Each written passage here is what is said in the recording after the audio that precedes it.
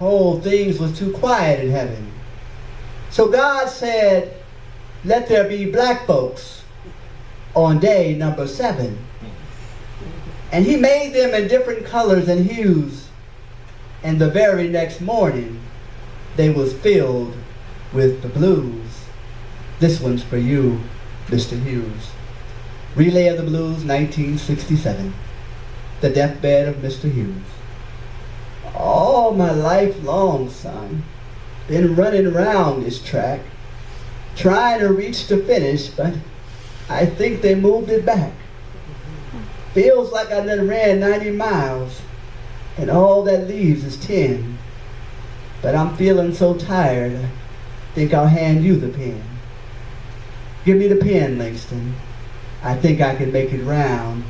And I'll carry these blues like a newborn baby, and I won't lay them down. Say, I'll carry these blues like a newborn baby, and I won't set them down. Gonna run so fast, God will get the news. How about a montage, Mr. Hughes? Parker and the doctor. Now, old Parker needed a heart operation, and the doctor said it cost $1,010. Now, Parker pawned everything he owned, even tried to trade his woman in.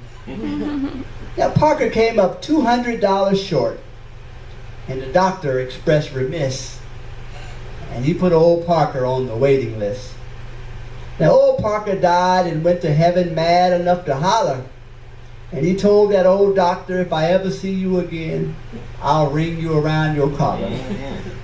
Montage of a $200 short, can't afford a heart blues.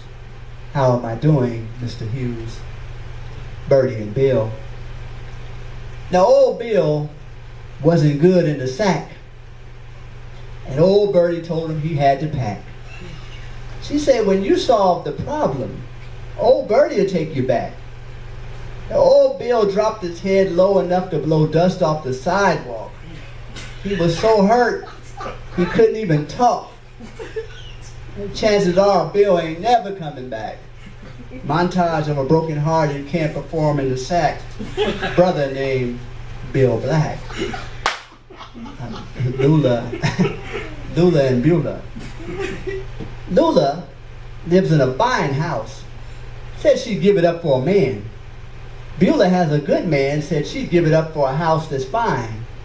And if they could trade their blues, which one would change their mind? The moral of the story is you never exchange your blues from the wit and wisdom of Langston Hughes. Mary and the railroad track. Mary set her head on the railroad track, and when she saw the train a-coming, she didn't jerk it back. Montage of an old man, more children than she needs, sister on crack. Child had no business written near a railroad track. Bertie and the landlord. Now, Bertie's rent was $300, and Bertie didn't even have one. Bertie's rent was $300, and old Bertie had none. Bertie spent her rent money and had a lot of fun. And the landlord said, Bertie, if you give me some sweet loving, I'll stamp paid in full on your receipt. If you don't, I'll throw you in the streets. Now, old Bertie balled up her fist and stretched it back as far as it could reach. And she knocked that old landlord smack clean off his feet. Well, now Bertie's living in the streets. But when it's pride or pain, oh, sometimes you got to choose. Montage of Bertie and those can't pay the rent blues. Let's take this home, Mr. Hughes. The ghost of Slim. Whatever happens to a dream diffuse? Somewhere near Lenox and 125th Street, there's an invisible avenue called the blues. And from my window I heard those lazy late evening rhythms, coming from where the trains used to meet. And I heard those deep moaning blues parading in those streets. And I walked down that eerie avenue, past Goldberg's pawn shop, past the Rising Sun mortuary, past Sonny's rib house. And the moon above shined like silver, the moon above shined whiter than silver. And those Harlem winds blew easy. And I saw a boarded up blues club that looked more like a shack. I wanted to turn the other way, but it was too late to turn back. And that old blue shack glowed like a neon sign, and no one could see it but me. Old Nelson told the folks that he saw it, and they put him in the infirmary. They put old Nelson in the infirmary. And when I pushed open the door to see what the noise was about, old Charles made his trombone cry out. And then it hushed quiet like it was a motherless child, and I just listened for a while. And that dimly lit room was filled with black ghosts. Old Lamont the bartender, Curtis the cook, and Wilson the host. And old Fats beat his piano like a boxer while beautiful black-browed ladies danced as graceful as a ballet, sliding, gliding, dancing the night away. And those Harlem lights, just like those Harlem nights, burned low and dim, and everyone was there except Slim. They told me Slim was walking the back streets, right where those old trains used to meet. And when I saw him, I was so scared, I said, "Time to hit it, feet." Slim said, "Boy, are you afraid of ghosts?" "No," I said, reluctant to go close. He said, "Son, the men set fire to the cotton shack. They say things in Harlem was getting a little too black.